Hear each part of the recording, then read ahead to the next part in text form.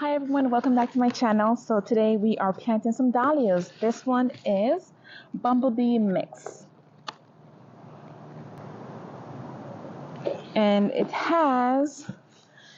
a mixture of orange, yellows, and reds. So it doesn't say the different types there are that's in here. Alright, so this one, it has 12 bulbs in it.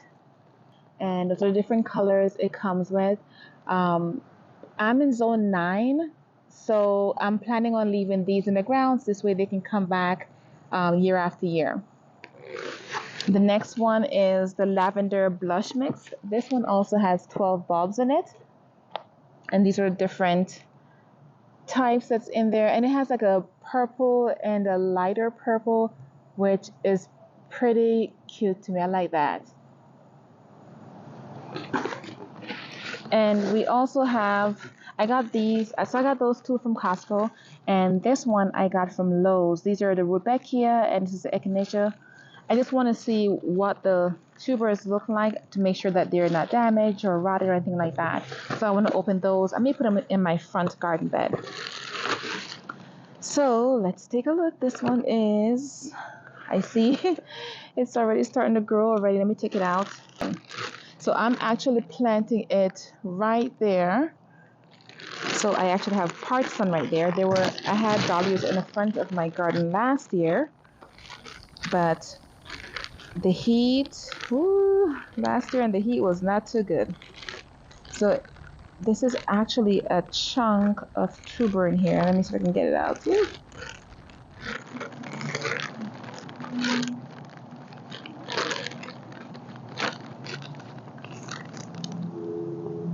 So it looks pretty good. No signs of rot. Let me get closer so you can see it. So that's one. So I'm going to get that planted, and you can see in the bag, this one's starting to grow already. Let me see if I can get that one out.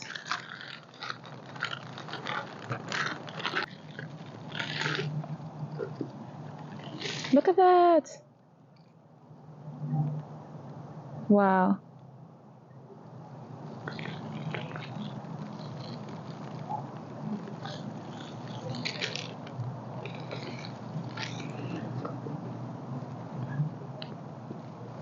So whenever you plant in dahlias, let me show you to you on this one, because this one's a lot easier to see it on.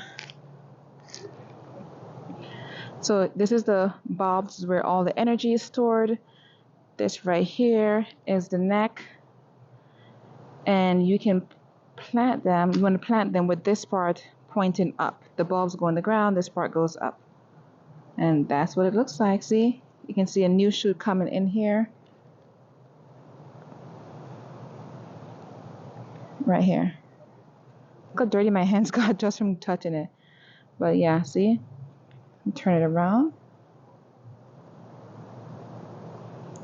Right here. So that's where the new shoot's coming from. So you want to plant it facing that side up. So let's go ahead and get them in the ground. So I've actually dug my holes already, and I still have to come in and finish clearing me back up. So like all this here, I still need to come in and clear it up. I still have all of that left to do.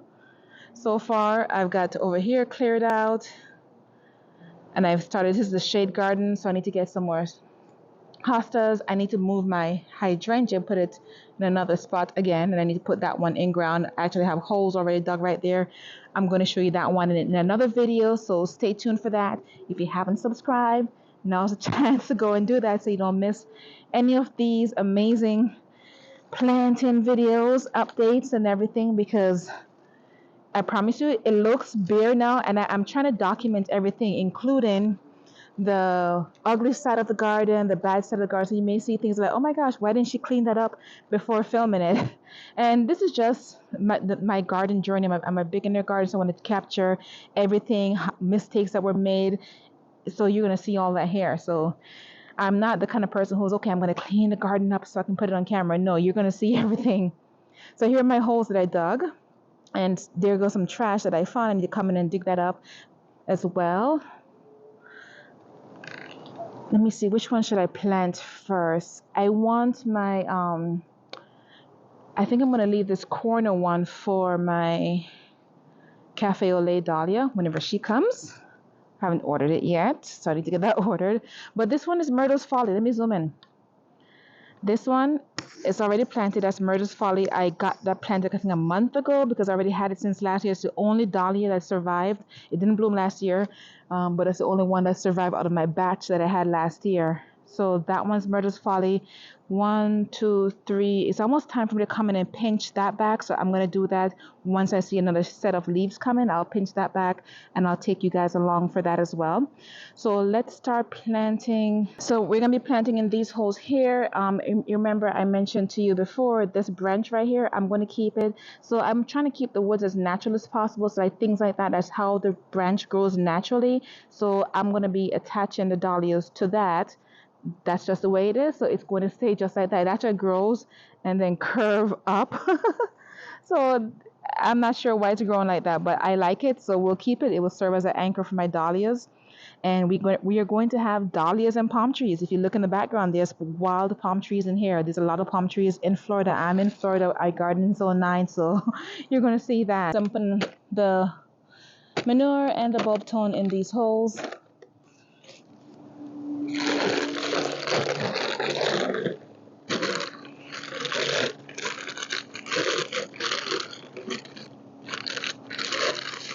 And each bag comes with 3 of those bags I showed you. So see, it comes with 1, 2, 3 of the bags. And each bag has 4 tubers in it with like about between 6 and 10 bulbs in it. No, not bulbs, tubers. Dahlias are called tubers and the tulips are called bulbs. And ranunculus are called cormers. Not cormers, corms. I keep trying to remix the word. Corms. So I'm still planting the yellow mix, the yellow and red mix. I have 3 holes planted already. No, this is the 1, 2. This is the 3rd hole that I'm planting. And the Myrtle's Folly right here is like a pink color. I don't really mind the color layouts for right now.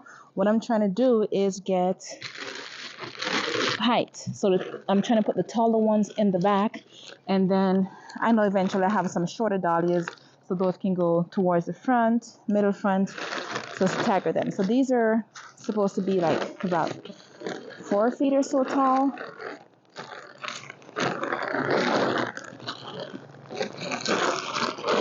So I am getting some of the black cow in here because dahlias like manure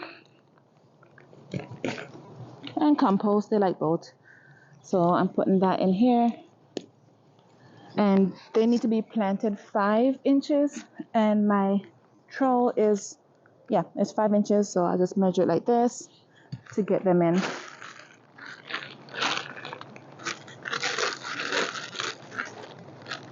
And like I said, the bulbs are going to be facing down, and the neck right here, this is where the shoots are coming from. That's where you want to make sure it's pointing up. Mix it in.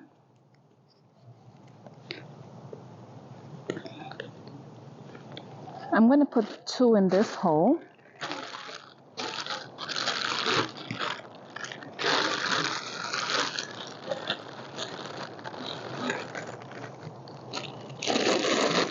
New growth coming in. Put this one right here. And since they're growing that way, I'm going to have it face this way so they're facing up. And I think you can fit 1 more. Do you want to put 3 in there or just the 2? This one is separated. So, like they're all, but you see it still has the neck. Wait, is it upside down here or there? I think it's here. I think that's the neck right here, and then the roots go down here. It looks the same. All right, so I have 3 in this hole, but if you look, you see this one's starting to grow already. So what I did, I'm going to try and keep the dirt underneath it so it can continue to growing.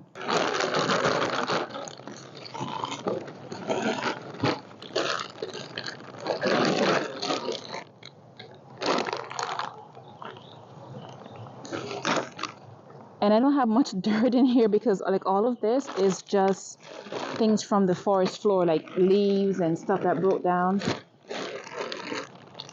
which more will fall, but those will get buried in naturally. There we go. Let's get that in there and break some of this up in there, because these are all natural composted leaves materials, so that's fine. Mix it in. Mix everything in. So it will start standing up by itself soon, so I don't really have to worry about it. See, it's still sticking out right here. And get some of this natural goodness broken down in as well, because this is composted material. Like I say, it's trees and things from the forest, natural stuff. Put some bulb tone on top, mix that in, and there goes another mystery blend. So what I'm going to do now, I'm going to do the same thing I did before. I'm going to take the manure, put it in the holes with the bulb tone, put the bulbs in, cover them up. This area right here, I actually have in the front, I have some actual soil there, so I can actually backfill it now, and I can use some of the top layer of the natural decomposed leaves and fill it in as well to give these dahlia bulbs a really strong, healthy environment to grow in.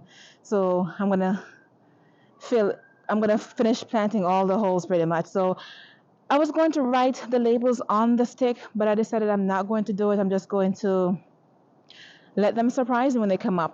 The only one that I have label on is a Myrtle's Folly, and once I get my cafe au lait, so what I did, I pretty much went in and stick all these canes from the hibiscus so I can mark where each of them are,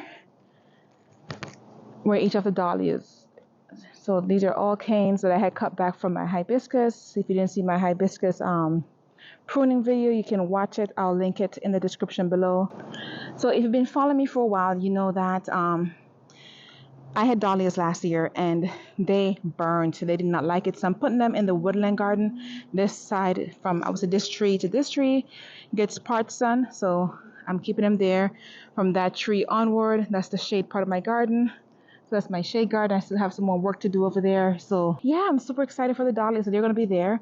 And I think it's a good thing I didn't find any more dahlias, because these bags that I got from Costco, these are from Longfield Gardens. These are two that I got. And when I tell you there were so many tubers in there, it says 12 bulbs. But even though they have 12 bulbs, right? Each of those bulbs have like, I would say 6 to 10 tubers on it. Like, it was a lot. I'm like, yeah, I don't need any more because I can use that to multiply it. So the only one that I want to get is my cafe au lait. I planted it last year and I made typical beginner garden mistake. I put it in the planter that didn't have holes in it, and yep, it rotted. I got a little shoot, but it didn't make it at all. So I'm going to get this cleaned up, and I want to thank you guys so much for watching and following me along. All 400 of you guys, thank you so much for faithfully watching my videos. I appreciate all the comments, the likes, and the subscriptions. So thank you so much for following me along on this journey. Like I said, I'm a new gardener. Most of you guys are new gardeners as well, so a lot of things in my garden are trial and error. Who knows? This may fail. It may not be successful, but we learn from our mistakes. I'll be able to find out what those mistakes were. And so many of you guys have been commenting and say, hey, try this instead, do this instead. Hey, this and this may not work because of this. And I really enjoy having you guys commenting below. So thank you so much for that.